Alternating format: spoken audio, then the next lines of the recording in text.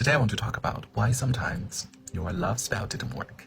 Well, there could be many reasons, but I think one common reason that we haven't talked about enough is, are you actually casting that spell or putting your energy towards to that person, himself, herself, they themselves, that actual person, or are you putting your energy towards to a version of that person that come out of your imagination or assumption or wishful thinking or simply a projection of your emotional needs? Well, more often than not, we realize, including ourselves, sometimes our friends, when they feel like they're falling in love with someone, they're actually falling in love with the person they want that person to be, right? A version, an imaginary character that is coming out of their, urge, emotional yearnings, and they think that person they're falling in love with, let's say, is A, right? They think they're falling in love with A, but they don't actually know A enough. And they don't actually try to understand A as a real person, separated from themselves. But rather, they project a lot of their emotional needs onto A. So let's say, if I'm casting a spell, bring A to me. But in my mind, I'm not thinking about that real person, who that person is, who A is. I'm obsessed about who I want A to be, who I think A is.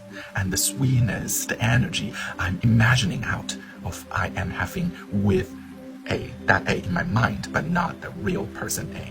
Are you following me? So in another word, before you cast a love spell, did you actually try to understand the person you want to enchant? Did you actually spend time and respectfully understand that person as who that person is, right? Their worldview, their experiences, their preferences, and their emotional journey, right? Their spirituality. Did you actually try to understand that person without projecting your needs and your fantasies into that person first?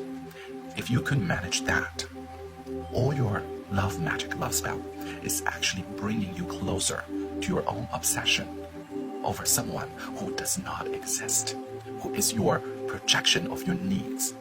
If we take a step further, deeper, why would we, assume someone as who we want them to be instead of trying to understand that person? They usually have some deep emotional, issues or traumas or unresolved needs that buried deep down in our hearts, in our subconscious.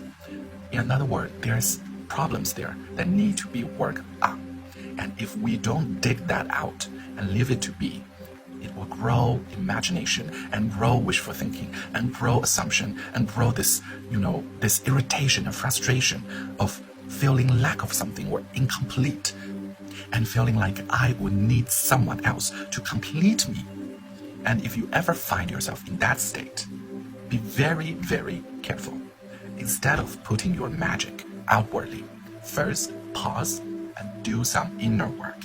Do some meditation, take a look inside, go into your own temple and see where that urge, where that sense of frustration and incompleteness coming from.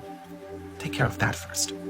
Without working on that, it's very hard, almost impossible, to actually understand any person as who they are without projecting too much of our emotional burden and urges and traumas into the image of others. So the next time before you cast a love spell, maybe take an afternoon, take an evening, take 1 hour, 15 minutes, 30 minutes. Just pause, reflect, meditate, go into the inside of your needs, see why you want to cast this spell. Where does the energy come from? Where is this desire rooted in? Take a look at that and then decide what is the right step to take. Okay, so that is my sharing today. I hope you have a very good day and blessed be. Bye.